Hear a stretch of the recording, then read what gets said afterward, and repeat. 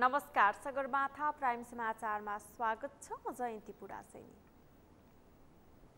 नमस्कार, म अपेक्षा ढुङ्गाना। सगरमाथा प्राइम समाचार सुरु गरौँ अहिलेसम्मका मुख्य समाचारबाट।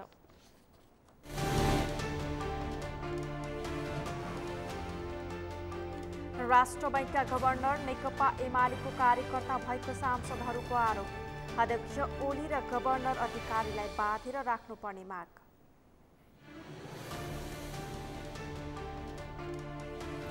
लामो समयदेखि रिक्त रहेको प्रतिनिधि सभाका उपसभामुख पदको निर्वाचन कार्यतालिका सार्वजनिक। आगामी शुक्रबार निर्वाचन हुने। कोरोना संक्रमण दरमा हरेक दिन तीव्र गतिले वृद्धि। रोकथाम तथा नियन्त्रणमा अझै पुगेन सरकारको ध्यान। विगतकै भयावह निम्तिने आशंका। रुसी ग्यास जर्मनीमा आपूर्ति हुँदै आएको बाल्टिक सागर पाइपलाइनबाट 10 दिनका लागि आपूर्ति बन्द। राजनीतिक रूपले आपूर्ति बन्द गरिएको टिप्पणी। र 12औं राष्ट्रपति रनिङ सेल्फको पुरुष भलिबलमा दोहोरो जितका साथ गण्डकी फाइनलमा। महिलातर्फ दोहोरो जितका साथ बागमती पनि फाइनलमा।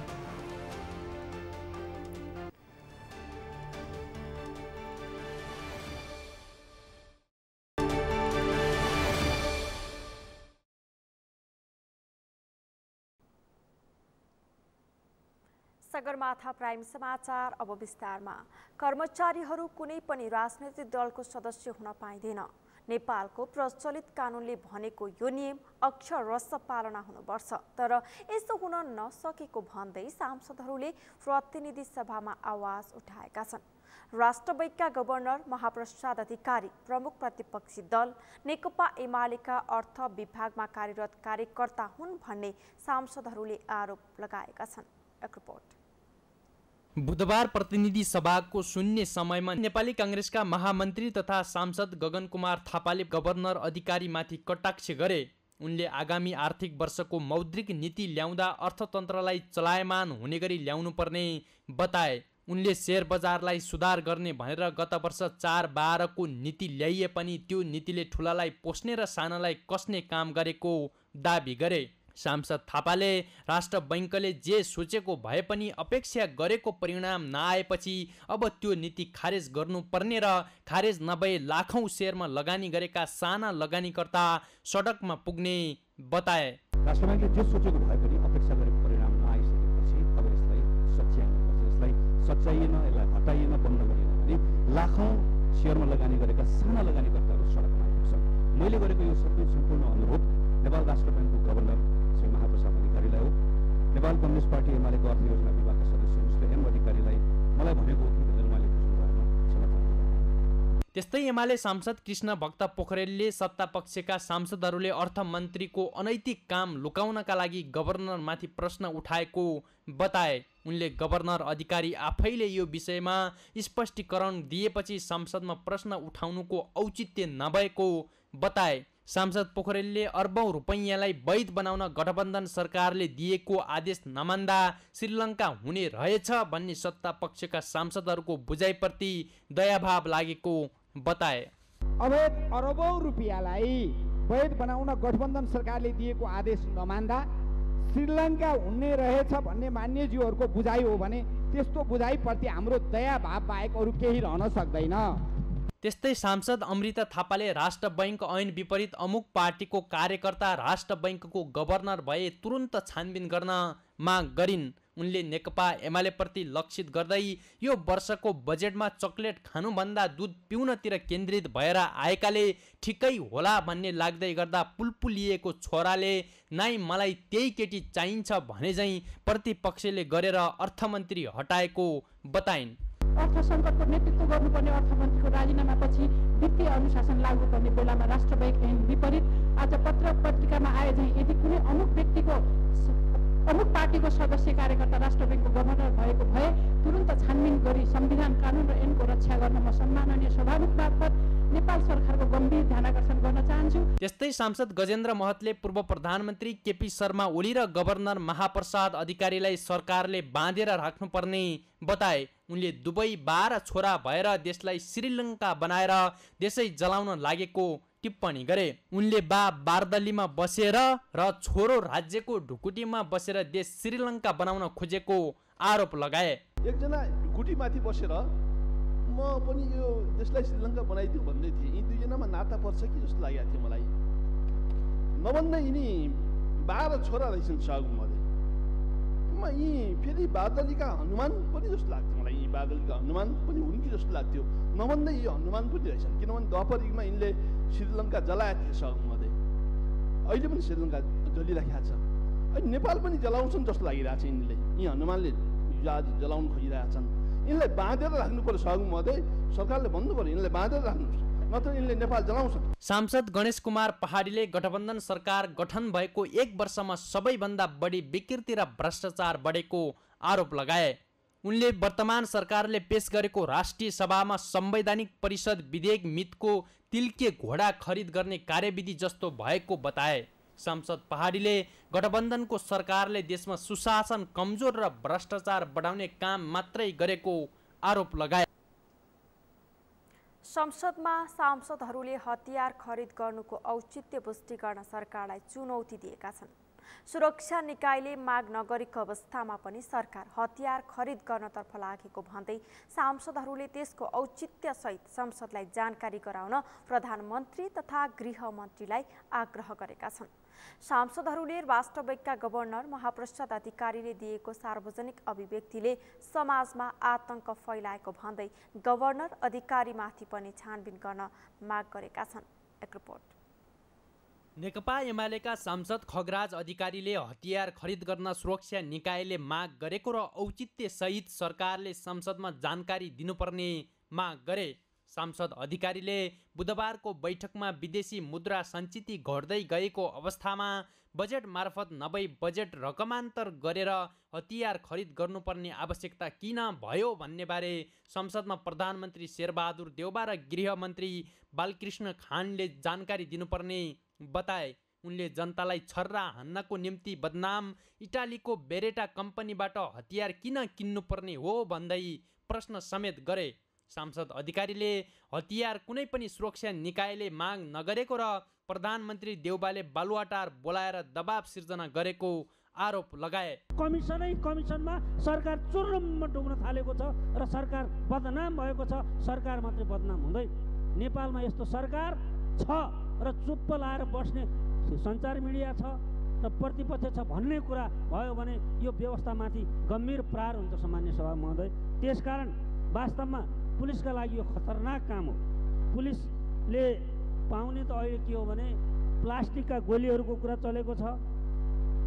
यो के हो भने हावामा हाँसको बथानहरू झार्नका निम्ति हामी छर्रा हान्छौँ सामान्य सभा महोदय। संसदमा समय माग गर्दै एमालेकी सांसद शिवमाया तुम्बा हाम्फेले संवैधानिक परिषद सम्बन्धी विधेयक तत्काल फिर्ता लिन माग गरिन्।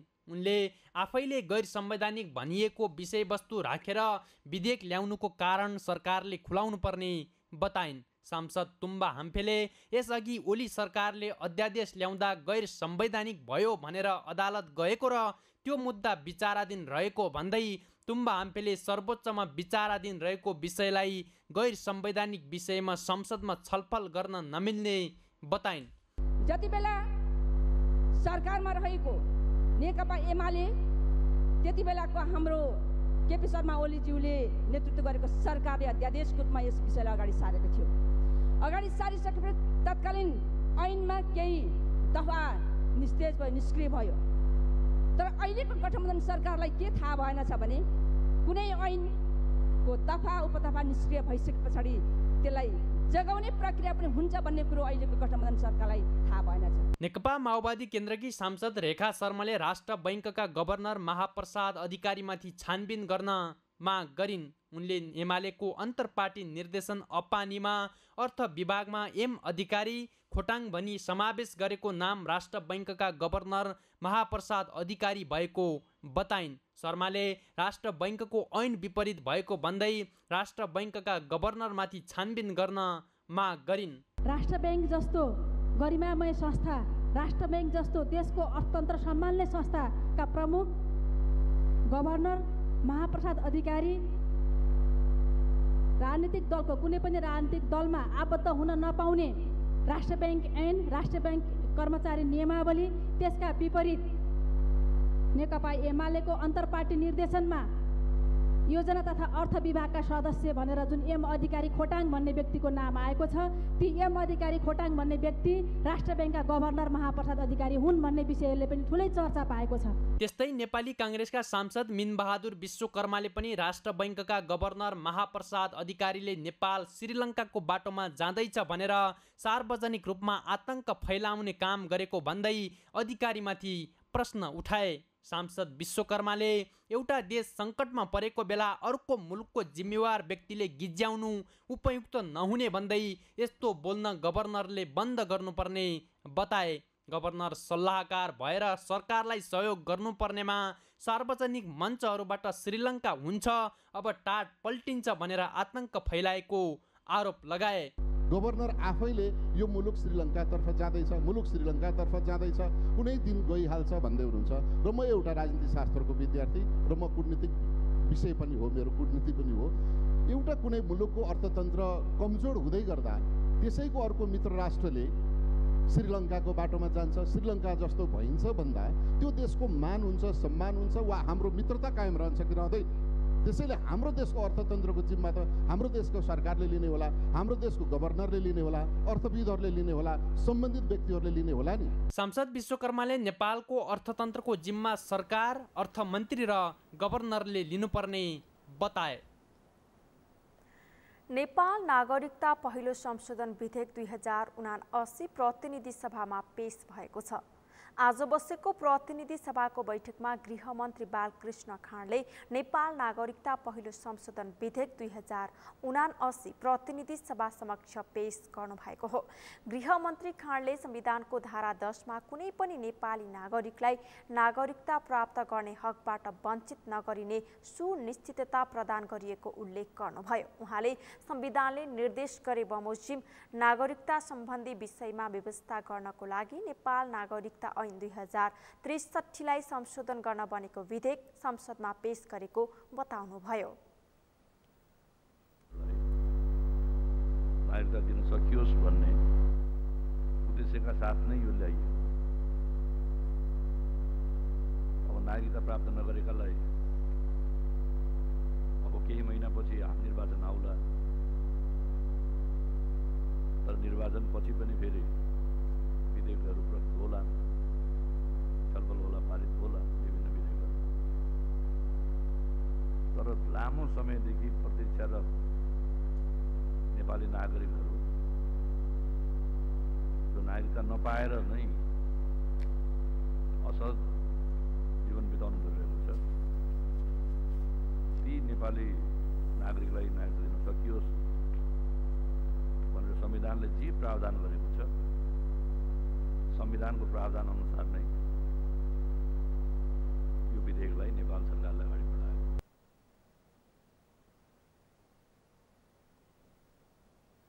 प्रमुख प्रतिपक्षी दल नेकपा एमालेका सांसदहरूले दिएको विरोधको सूचना अस्वीकृत भएपछि गृहमन्त्री खाँडले नागरिकता सम्बन्धी संशोधित विधेयक प्रतिनिधि सभामा प्रस्तुत गर्नुभएको हो।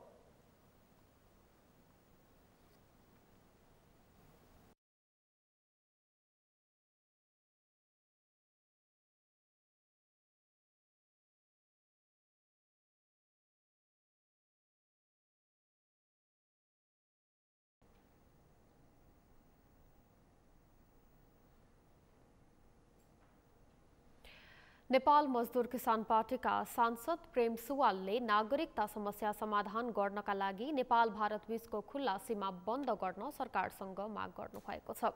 सांसद सुवालले जन्मको आधारमा नेपाली नागरिकता पाएकाहरूको तत्काल छानबिन गरी विदेशीले पाएको भए खारेज गर्न पनि सरकारलाई दबाब दिनुभयो। आज प्रतिनिधि सभा बैठकमा नेपाल नागरिकता पहिलो संशोधन विधेयक 2079 मा विरोधको सूचना पेश गर्दै उहाँले नेपालीसँग विवाह गरेका नेपाली नागरिकलाई 20 वर्ष निरन्तर नेपालमा बसोबास गरेको र नेपालको कुनै एउटा भाषा र संस्कृतिमा लिखित परीक्षा र अन्तर्वार्ता उत्तीर्ण गरेकालाई नेपालको कृत्रिम नागरिकता दिने व्यवस्था गर्न पनि सरकारलाई सुझाव दिनुभयो।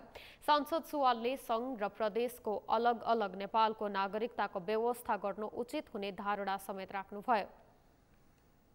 नागरिकता पाएको छानबिन गरी विदेशीले पाएको नागरिकता खारेज हुनुपर्छ र नेपालीसँग विवाह गरेका विदेशी नागरिकलाई नेपालमा निरन्तर बसोबास गरेको 20 वर्षपछि मात्र कृत्रिम नेपाली नागरिकता उपलब्ध गराउन सक्ने र यस्तो नेपाली नागरिकता उपलब्ध गराउनु अघि विदेशी नागरिकले नेपालको कुनै भाषा र संस्कृतिबारे लिखित परीक्षा र अन्तर्वार्ता उत्तीर्ण गर्नुपर्ने व्यवस्था जरुरी छ र नेपाली नागरिकता प्रमाणपत्रको लिङ्ग महलमा पुरुष वा महिला बाहेक अन्य लिङ्ग उल्लेख गर्न चिकित्सा विज्ञानले प्रमाणित गरेको हुनुपर्छ।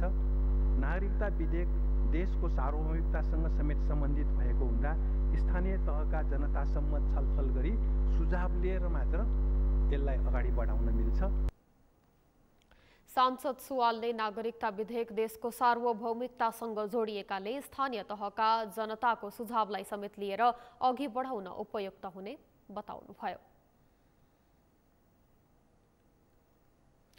यही असार 31 गते शुक्रबार प्रतिनिधि सभाका उपसभामुखको निर्वाचन हुने भएको छ। सभामुख अग्निप्रसाद सापकोटाले आज बसेको प्रतिनिधि सभा बैठकमा रिक्त रहेको उपसभामुख पदको निर्वाचन कमिटी घोषणा गर्नुभएको हो। त्यस अवसरमा उहाँले उपसभामुख पदको निर्वाचन कार्यतालिकाको सूचना आजै प्रकाशित गर्न पनि प्रतिनिधि सभाका सचिव गोपालनाथ योगीलाई निर्देशन दिनुभएको थियो।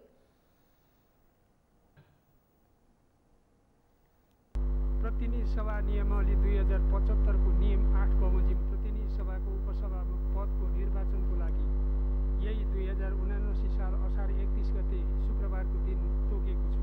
साथै उक्त नियमावली बमोजिम प्रतिनिधि सभाको सचिव श्री गोपालनाथ योगीलाई उपसभामुख पदको निर्वाचन कार्यक्रम सम्बन्धी सूचना आजै प्रकाशित गर्न निर्देशन दिन्छु।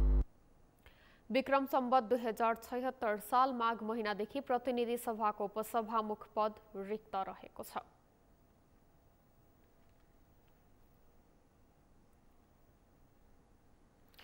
संसदीय शासन प्रणालीमा संसदलाई सर्वोपरि मानिने भए पनि सरकारको संसद छल्ने गतिविधिले प्रणाली नै सङ्कटमा परेको छ। जनताको प्रतिनिधिमूलक संस्था संसद भएकाले त्यहाँ जनचासोका विषय उठान गर्ने गरिन्छ। जनचासोका विषयमा गरिएका सार्वजनिक सवालहरूमा सरकार जवाफदेही नहुँदा त्यसको प्रत्यक्ष असर प्रणालीमा परेको हो। संसदका सभामुख र अध्यक्षले दिएको निर्देशनमा सरकार निरङ्कुश भन्दा समस्या उत्पन्न हुने गरेको छ। नरेन्द्र महताराको रिपोर्ट। संसदलाई मुलुकको सार्वभौम संस्था मानिए पनि सोही अनुसार सरकारका काम कारबाही अघि नबढ्दा समस्या उत्पन्न हुने गरेको छ। प्रतिनिधि सभाको 11औं अधिवेशनमा अहिलेसम्म धेरै बैठकहरू बसिसकेका छन्, तर जनगुनासो सम्बोधनका लागि प्रतिनिधि सभाका सभामुख अग्निप्रसाद सापकोटा र राष्ट्रिय सभाका अध्यक्ष गणेश तिमिल सिन्हाले सरकारलाई दिएको निर्देशनमा सरकार भने अटेरी बन्ने गरेको छ।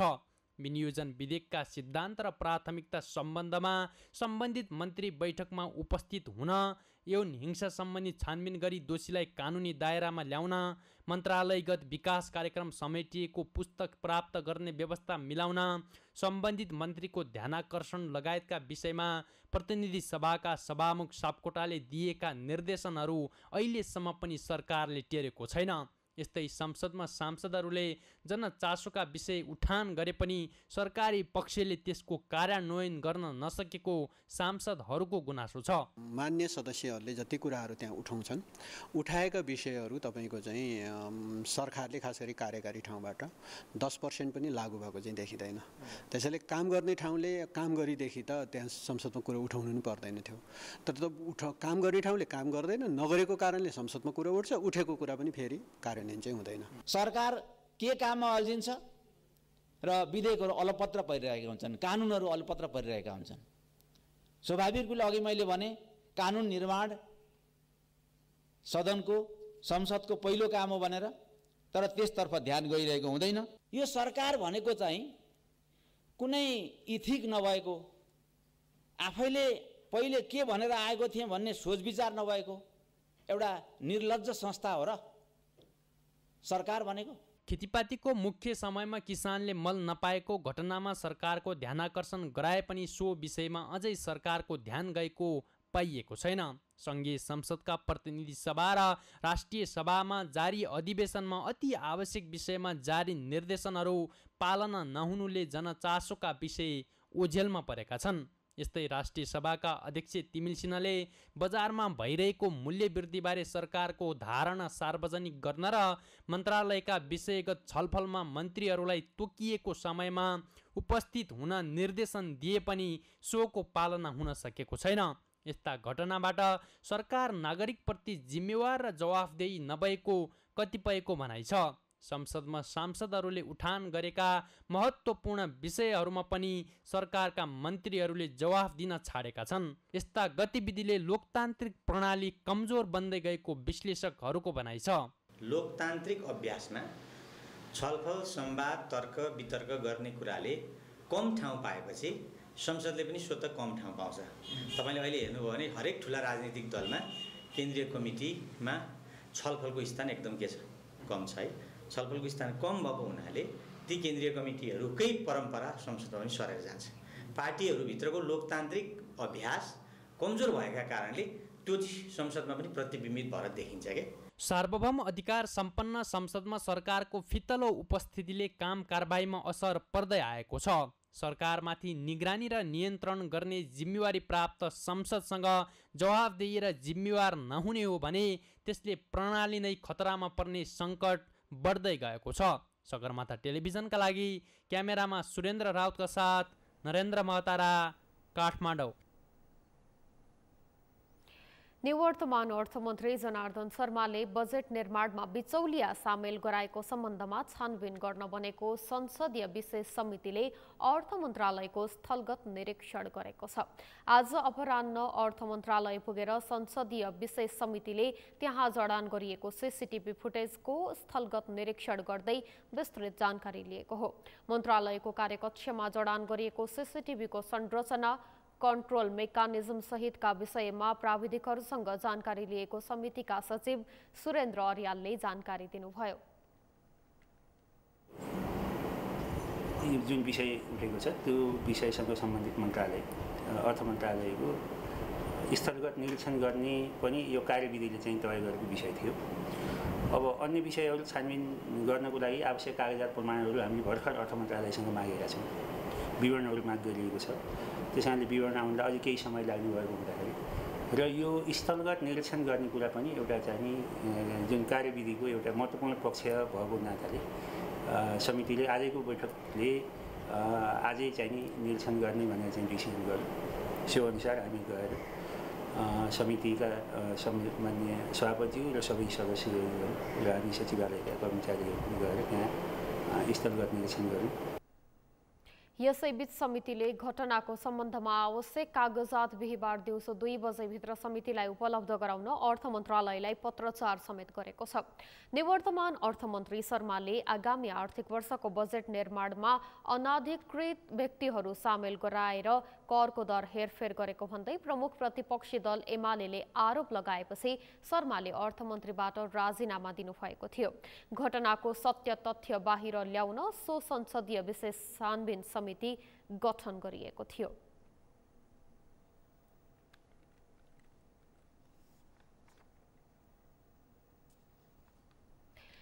नेकपा एमालेका अध्यक्ष केपी शर्मा ओलीले राष्ट्रिय मानवाधिकार आयोगले मानवाधिकारलाई विशुद्ध र अशुद्ध ठान्न नहुने टिप्पणी गर्नुभएको छ। अध्यक्ष ओलीले मानवाधिकार विशुद्ध र अशुद्ध अनि आंशिक र पूर्ण नहुने तर्क गर्दै त्यस्तो भ्रममा नपर्न आयोगलाई सचेत गराउनुभयो।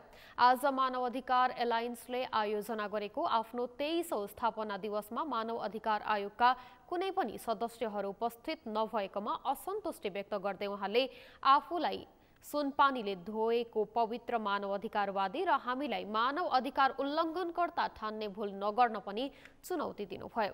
गृह मन्त्रालय जस्तो नियन्त्रण कायम गर्नुपर्ने मन्त्रालय सम्हाल्दा समेत आफ्नो राजनीतिक जीवनका 57 वर्षमा कहिले पनि मानव अधिकार उल्लङ्घन नगरेको ओलीले दाबी गर्नुभयो। उहाँले आफूले मानव अधिकारको उल्लङ्घन अहिलेसम्म नगरेको र अब पनि नगर्ने प्रतिबद्धता व्यक्त गर्नुभयो। आंशिक र पूर्ण ठान्ने धारणा भ्रान्ति हो, त्यो सही धारणा होइन। यदि उहाँहरूले त्यसो ठानेर नआउनु भएको भए त्यसो नठान्दा हुन्छ भन्न चाहन्छु। मानव अधिकारको अवस्था पोलिटिकल सिस्टमसँग, यो राजनीतिक प्रणालीसँग जोडिएको छ, सामाजिक चेतनासँग जोडिएको छ। सामाजिक चेतना माथि छ, विकसित छ, वैज्ञानिक छ, अन्धविश्वासबाट मुक्त छ भने धेरै मानवाधिकारका कुराहरू उल्लङ्घन हुँदैनन्। त्यो मानवाधिकार उल्लङ्घनभन्दा माथि हुन्छ। अध्यक्ष ओलीले मानवाधिकारलाई राजनीतिक नियुक्तिको कार्यकाल जागिरको रूपमा नलिई आदर्श, निष्ठा, यात्रा र गन्तव्यको रूपमा आफूले लिएको स्पष्ट पार्नुभयो। उहाँले राजनीतिक विकृत भए मानवाधिकारको उल्लङ्घनको घटना बढेर जाने तथ्य पनि स्मरण गराउनुभयो। समाचारमा पालो भएको छ विश्रामको। विश्रामपछि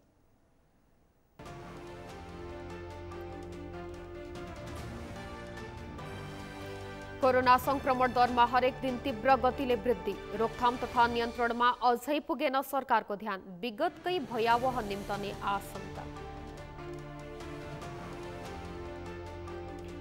रुसी ग्यास जर्मनीमा आपूर्ति हुँदै आएको बाल्टिक सागर पाइपलाइनबाट 10 दिनका लागि आपूर्ति बन्द, राजनीतिक रूपले आपूर्ति बन्द गरिएको टिप्पणी। र 12औं राष्ट्रपति रनिङ सिल्डको पुरुष भलिबलमा दोहोरो जितका साथ गण्डकी फाइनलमा, महिलातर्फ दोहोरो जितका साथ बागमती पनि फाइनलमा।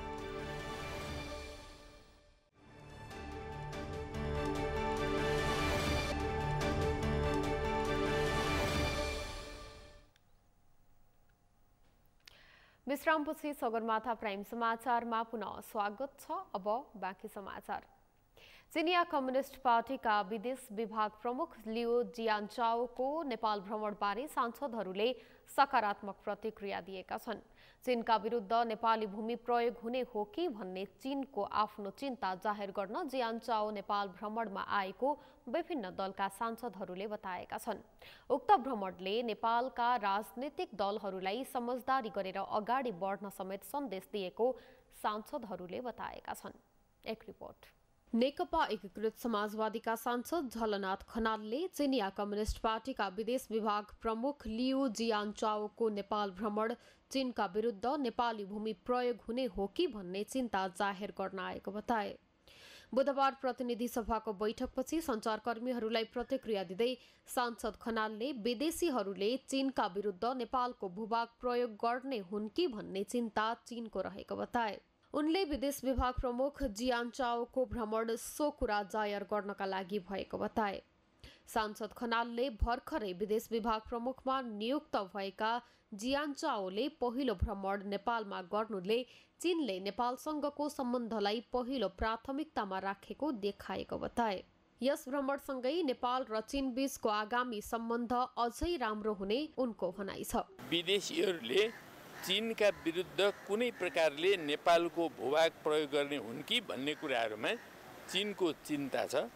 त्यो चिन्तालाई जाहेर गर्नको लागि पनि उहाँको भ्रमण भएको देखिन्छ र नेपालका सबैजसो पार्टीहरूले हामी एक चीन नीति लिन्छौँ र हामी चाहिँ नि नेपालको भूभाग चीनका विरुद्ध प्रयोग गर्न दिन्नौँ भन्ने कुराहरू जुन ढङ्गले सबैले भनेका छन्, त यो कुराले नेपाल र चीनका बीचका सम्बन्धहरू आउने दिनमा राम्रो हुन्छन् भन्ने कुरा देखिन्छ। यस्तै नेकपा माओवादी केन्द्रका नेता तथा सांसद हरिबोल गजुरेलले नेपालका पछिल्ला केही निर्णयहरूका कारण चीन सशंकित भएको र विदेश विभाग प्रमुखले नेपाल भ्रमण गरेको बताए। उनले नेपालमा शान्ति र स्थिरता रहोस् भन्ने चीनको सदिक्षा रहेको भन्दै पछिल्ला निर्णयहरूका कारण नेपाल अस्थिर र अशान्त हुने हो कि भन्ने चिन्ता चीनमा रहेको बताए। सांसद गजुरेलले चिनिया कम्युनिस्ट पार्टीले नेपालका वामपन्थीहरू एकै ठाउँमा आइदिउन् भन्ने चाहना राख्नु स्वाभाविक भएको बताए। नेपालमा शान्ति र स्थिरता रहोस् भन्ने चीनको जहिले पनि सदिच्छा हुन्छ। कतै नेपाल अस्थिर हुने हो कि अशान्त हुने हो कि भन्ने चिन्ताले गर्दा अहिलेका केही निर्णयहरूले अलिकति सशंकित गराएको सन्दर्भमा यो भ्रमण भएको। चिनिया कम्युनिस्ट पार्टी नै भएको कारणले गर्दा स्वाभाविक रूपमा वामपन्थीहरू एक ठाउँमा आइदिनु भन्ने उनीहरूको चाहना हुने नै भयो। त्यो स्वाभाविक कुरो, त्यसलाई हामीले अन्यथा लिनुहुन्न। नेकपा एमालेका नेता तथा सांसद प्रदीप कुमार गेवालीले पनि चीनले नेपालको एक चीन नीतिमा निरन्तरता खोजेको बताए। नेपालको भूमि चीनका विरुद्ध प्रयोग नहोस् भन्नेमा चीन संवेदनशील देखिएको उनले बताए। त्यसैगरी नेपालमा राजनीतिक स्थायित्व हुनका लागि सबै राजनीतिक दलहरूका बीचमा समझदारी गरेर अगाडि बढ्दा राम्रो हुने सन्देश चिनिया कम्युनिस्ट पार्टीका विदेश विभाग प्रमुखको भ्रमणले दिएको नेता गेवालीले बताए। नेपालको चीन सम्बन्धी नीतिमा उहाँहरूले एउटा निरन्तरता खोजेको, त्यो खालको सुनिश्चितता खोजेको बुझ्न सकिन्छ। नेपालमा राजनीतिक स्थायित्व होस्, नेपाल समृद्ध होस्, बलियो होस् भन्ने उहाँहरूले भन्ने गर्नुभएको छ र त्यसका लागि दलहरूको बीचमा समझदारी भएर अगाडि बढ्दा राम्रो हुन्छ भन्ने सन्देश त्यस्तो छ। सांसद गेवालीले एसियामा शक्ति राष्ट्रहरूको हस्तक्षेपहरू बढिरहेको र त्यसको बाछिट्टा नेपाल मार्फत चीनको संवेदनशीलतामा नपरोस् भन्नेमा विदेश विभाग प्रमुख मार्फत चीनको सरोकार रहेको बताए। नेपालमा पछिल्लो समय कोरोना संक्रमण दर बढ्न थालेको छ। आइतबार 121 जनामा देखा परेको संक्रमण सोमबार 168 जनामा कोरोना पुष्टि भएको स्वास्थ्य तथा जनसङ्ख्या मन्त्रालयले जनाएको छ। यस्तै मंगलबार 177 जनामा पुष्टि भएको कोरोना संक्रमण बुधबार 206 जनामा संक्रमण देखिएको स्वास्थ्य मन्त्रालयको तथ्याङ्कमा उल्लेख गरिएको छ। यसरी दिनानुदिन कोरोना संक्रमण बढिरहेको छ, तर कोरोना संक्रमणको लहर बढ्दै गए पनि यसको रोकथाम तथा नियन्त्रणका लागि सरकारको पूर्व तयारी भने देखिएको छैन। यसरी दिन प्रतिदिन तीव्र गतिमा बढेको कोरोना संक्रमणले विगतकै रूप लिने हो कि भन्ने शंका बढेको छ। मेनुका लम्सालको रिपोर्ट। आइतबार 121 जनामा संक्रमण पुष्टि भएको कोरोना संक्रमण सोमबार 168 जनामा देखिएको थियो। त्यस्तै मंगलबार 177 जनामा पुष्टि भएको कोरोना संक्रमण बुधबार भने 206 जनामा देखिएको स्वास्थ्य तथा जनसङ्ख्या मन्त्रालयले जनाएको छ। बुधबार 2082 पीसीआर परीक्षणमा 177 जना र 1093 जनाको एन्टिजेन परीक्षण गर्दा 29 जनामा संक्रमण पुष्टि भएको हो। यससँगै नेपालमा कोरोना भाइरसको सक्रिय संक्रमितको संख्या 1005 पुगेको छ। यसरी दिन प्रतिदिन तीव्र गतिमा बढेको कोरोना संक्रमणले विगतकै वर्षहरूमा झै विकराल रूप लिने हो कि भन्ने शंका पनि बढ्न थालेको छ। कोरोनाको लहर बढ्न थाले पनि यसको रोकथाम तथा नियन्त्रणका लागि सरकारले अहिलेसम्म कुनै पनि पूर्व तयारी गरेको पाइएको छैन। संक्रमण रोकथामका लागि अति आवश्यक मानिएको होल्डिङ सेन्टर समेत आवश्यकता अनुसार निर्माण गरिएका छैनन्। यसअघि निर्माण भएका होल्डिङ सेन्टर सञ्चालन गर्ने मापदण्ड नहुँदा बनेका सेन्टरहरू समेत सञ्चालनमा आउन सकेका छैनन्। तर कोरोना संक्रमणबाट सुरक्षित रहन आफूहरू नै सचेत हुनुपर्ने सर्वसाधारणको भनाइ छ। कोरोनाबाट बच्न उनीहरूले जनस्वास्थ्य मापदण्डलाई राम्रोसँग पालना गर्नुपर्ने र सरकारले पनि कोरोना विरुद्धको खोपको व्यवस्थापनमा ध्यान दिनुपर्ने धारणा राखेका छन्। अब स्वयं सरकार नै कोरोना लागेछ, जनतालाई के गर्छ सरकारले भने त्यही नै बताइदिनुहोस् के। सरकार स्वयं कोरोना छ, हामीले के गर्छ ल्याएको औषधिहरू उहरू टाइममा दिन सक्दैन, अब जनतालाई दिन सक्दैन। सरकार आफै कसरी बन्ने कसरी गिराउने भन्ने खेलमा छ।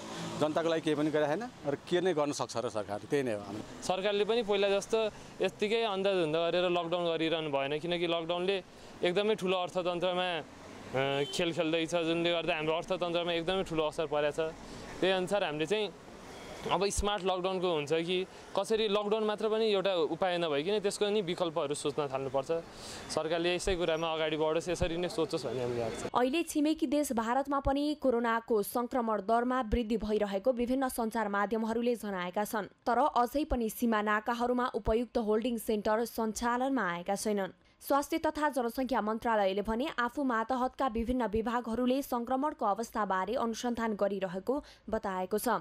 नाकाहरूमा संक्रमित व्यक्तिहरूको व्यवस्थापनको काम भइरहेकाले यस वर्ष विगतको जस्तो भयावहको स्थिति नआउने मन्त्रालयको दावी छ।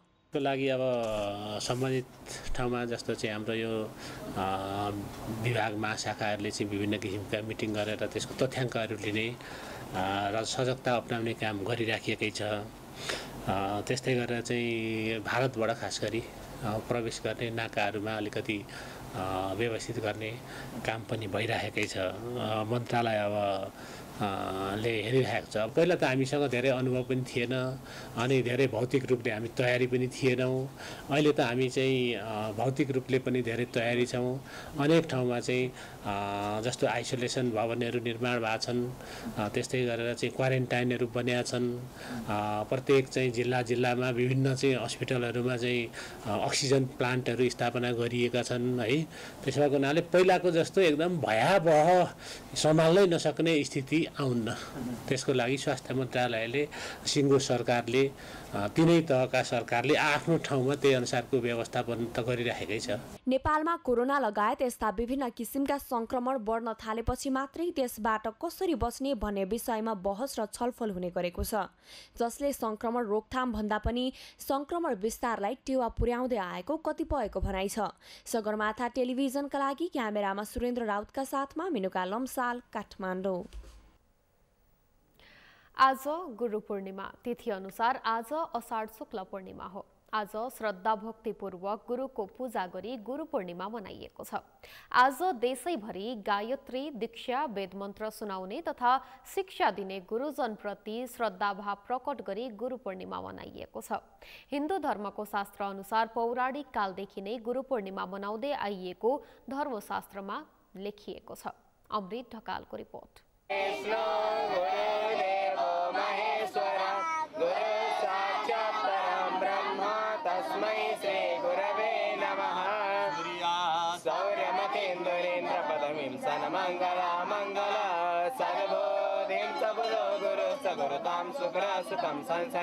गुरु ब्रह्मा, गुरु विष्णु, गुरु महेश्वर, यही मूल मन्त्र जप्दै बुधबार देशैभरि गुरु पूर्णिमा मनाइएको छ। गु भन्नाले अन्धकार र रु भन्नाले प्रकाश भन्ने बुझिँदै आएको छ। ज्ञान रूपी प्रकाशले अज्ञान रूपी अन्धकारको विनाश गराउने व्यक्तिलाई गुरु भन्ने शास्त्रीय मान्यता छ। पूर्णिमालाई प्रकाशका रूपमा चिनिने गर्दछ। गुरुले पनि उज्यालो छर्ने र पूर्णिमाको दिन पनि दिउँसो र रातभरि नै उज्यालो हुने भएकाले पूर्णिमाका दिन गुरु पूर्णिमा मनाइने गरेको बुझिएको छ। अज्ञानताबाट ज्ञानतालाई ज्ञान दिलायो, दिलाउनेलाई चाहिँ गुरु भन्ने शब्दबाट प्रयोग गरिन्छ र त्यसैलाई मानेर आजको दिन जोबाट हामीले ज्ञान पाइयो, ज्ञानको आर्जन गरियो, सूत्रलाई विस्तार गर्न सिकियो, कुनै शब्दहरू चाहिँ संक्षिप्तमा हुन्छन् र त्यसको व्याख्या गरिन्छ, त्यो गुरुबाट नै अथवा ज्ञानीबाट नै त्यसको चाहिँ हामीलाई ज्ञान प्राप्त हुन्छ र जसले ज्ञान दियो त्यसलाई मान्ने परम्परा भएको भएर आफूभन्दा ठुलालाई जोबाट केही न केही ज्ञान प्राप्त गरियो उसलाई मान्ने परम्परा चल्दै आएको छ आजको दिनबाट। गुरु पूर्णिमालाई चेलाहरूले गुरुप्रति भाव व्यक्त गरिने दिनका रूपमा पनि चिनिने गरेको छ। गुरु पूर्णिमाका दिन गुरुलाई के गरियो भन्दा पनि कुन भावका साथ गुरुलाई सम्मान गरियो भन्ने कुरा महत्त्व हुने जानकारहरूको बुझाइ छ। ठ्याक्कै यही मितिबाट गुरु पूर्णिमा मनाउन थालिएको भन्ने कुनै अभिलेख त छैन, तर व्यास ऋषिको पालादेखि गुरु पूर्णिमा मनाउन थालिएको भन्ने मान्यता रहिआएको छ। यो वेदलाई चाहिँ कलियुगका मनुष्यहरूले सरल तरिकाले पढ्न सकुन् भनेर 4 वेदमा विभाजन गर्नुभयो। ऋग, यजु, साम, अथर्व 4 वेदमा चाहिँ भागमा विभाजित गरिसकेपछि अनि उहाँले पुराणको रचना गर्नुभयो। सबैलाई ज्ञान छर्नुपर्छ, सबैलाई ज्ञान दिनुपर्छ भनेर पुराणको रचना गर्नुभयो। अनि त्यही समयदेखि नै जस्तो हामीले व्यासलाई जब हामी पुज्दछौँ त्यही समयदेखि आजसम्म नै हाम्रो यो गुरु परम्परा चाहिँ चलिआएको छ। गुरु पूर्णिमाका अवसरमा विभिन्न विद्यालय एवं सङ्घ संस्थाहरूले कार्यक्रम गरी शिक्षा दीक्षा दिने गुरुप्रति श्रद्धा भाव प्रकट गरेका छन्। गत साल कोरोना महामारीका कारण खुलेर गुरु पूर्णिमा मनाउन नपाएका सर्वसाधारणले यस वर्ष भने खुलेरै गुरु पूर्णिमा मनाएका छन्। सगरमाथा टेलिभिजनका लागि क्यामेरामा कमल श्रेष्ठका साथमा अमृत रकाल, काठमाडौँ। गायत्री, दीक्षा, वेदमन्त्र सुनाउने र शिक्षा दिने गुरुजनप्रति सम्मान भाव प्रकट गरी गुरु पूर्णिमा पर्व मनाइएको छ। अन्धकारको नाश गरी जीवनमा उज्यालो फैलाउने व्यक्तित्वलाई नै गुरु भनिन्छ।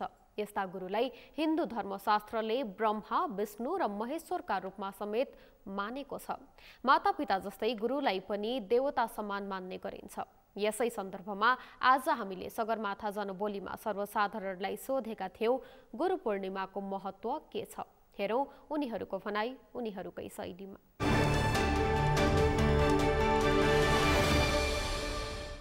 यो गुरु पूर्णिमा भनेको गुरु ठुला बडालाई मान सम्मान गर्ने दिन हो। आजको दिनमा विशेष मान्छेहरू चाहिँ मठ मन्दिर जाने, गुरुहरूलाई सम्मान गर्ने आजको खासै पूर्णिमा पनि हो। फुल मुन्डे पनि भन्छ आजको दिनलाई।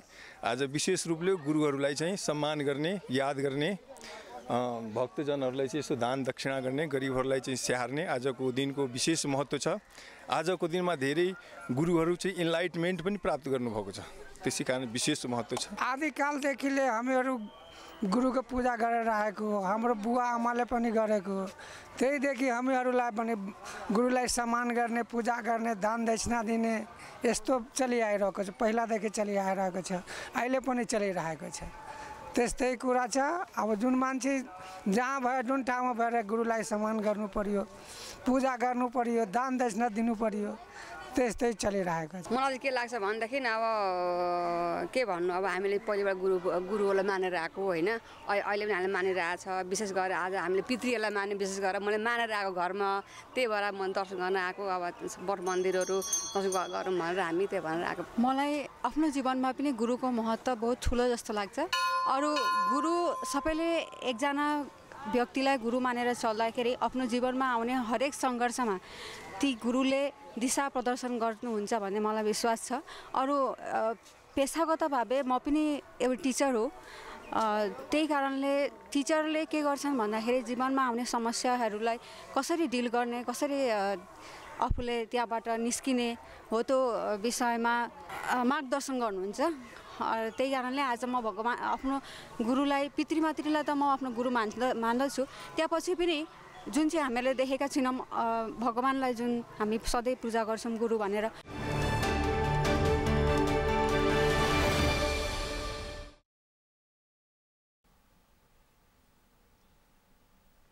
नेपाली भाषाका धरोहर आदिकवि भानुभक्त आचार्यको 209औं जन्म जयन्ती उहाँको जन्मगाउँ भानु नगरपालिका 4 चुदी रम्घामा विविध कार्यक्रमको आयोजना गरी मनाइएको छ।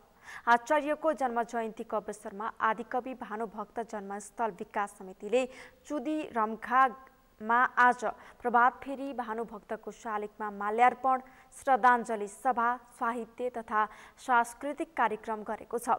भानु जयन्तीको अवसरमा विकास समितिले यस वर्ष चुदी रम्घामा असार 27 गतेदेखि 3 दिनसम्म विविध कार्यक्रम सञ्चालन गरेको थियो।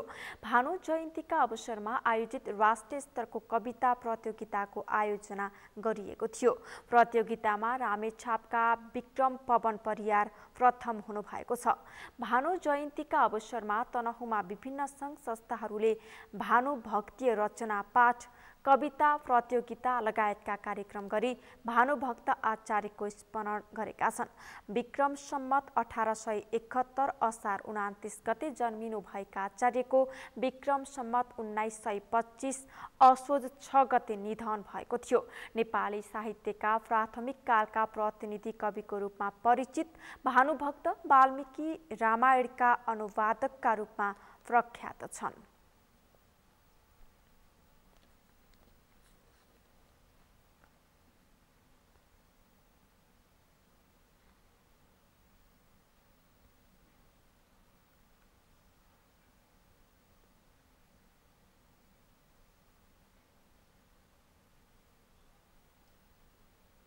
सगरमाथा प्राइम समाचारमा एकैछिन विश्रामपछि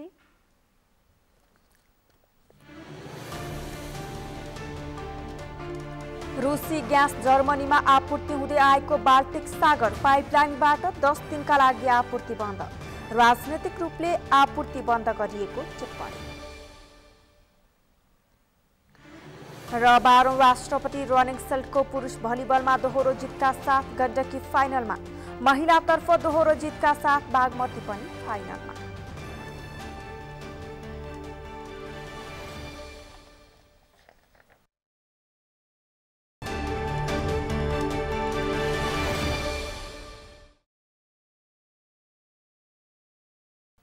अब पालो अर्थ समाचारको।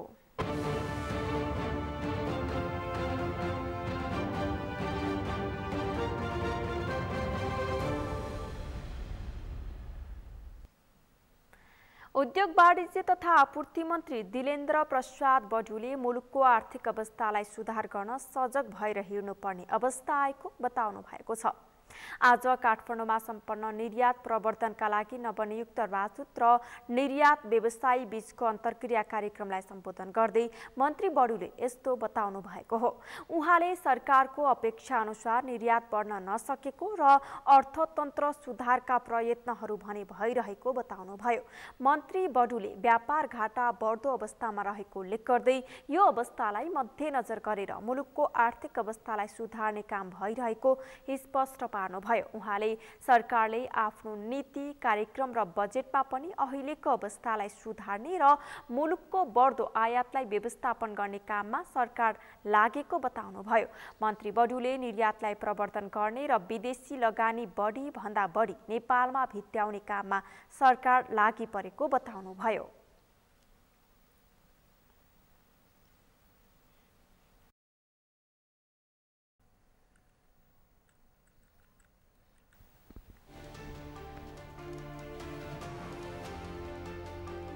राष्ट्र बैङ्कका गभर्नर नेकपा एमालेको कार्यकर्ता भएको सांसदहरूको आरोप। अध्यक्ष ओली र गभर्नर अधिकारीलाई बाँधेर राख्नुपर्ने माग।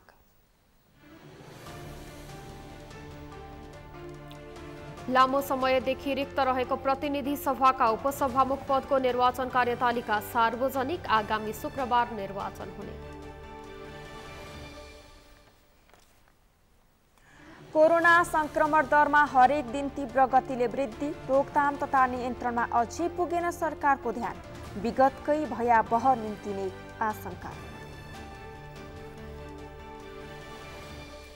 रुसी ग्यास जर्मनीमा आपूर्ति हुँदै आएको बाल्टिक सागर पाइपलाइनबाट 10 दिनका लागि आपूर्ति बन्द। राजनैतिक रूपले आपूर्ति बन्द गरिएको टिप्पणी। र 12औं राष्ट्रपति रनिङ सेल्टको पुरुष भलिबलमा दोहोरो जितका साथ गण्डकी फाइनलमा, महिलातर्फ दोहोरो जितका साथ बागमती पनि फाइनलमा।